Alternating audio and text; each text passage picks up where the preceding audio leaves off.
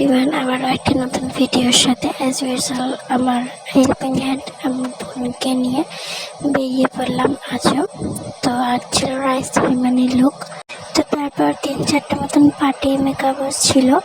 তো এই যে পুচকিটারই হচ্ছে আজকে মুখে ভাত। তো আমাদের কাছে এসে চুপচাপ ছিল, কোনো কান্নাও ছিল না তার। তো বোন ফার্স্ট হচ্ছে এখানে মেকআপগুলো সব সাজিয়ে নিচ্ছিল। তো ওরই কিছু কিছু ভিডিও করে রেখেছে। তো এই যে লাস্ট আমার চলছে সাজানো। তো তারপরে হচ্ছে আমাদের জন্য মিষ্টি চলে এলো, তো আইসক্রিম দিল।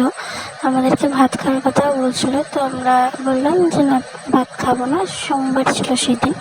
তো তাই আইসক্রিমটাই খেলাম আর মিষ্টি খেয়ে এসেছি।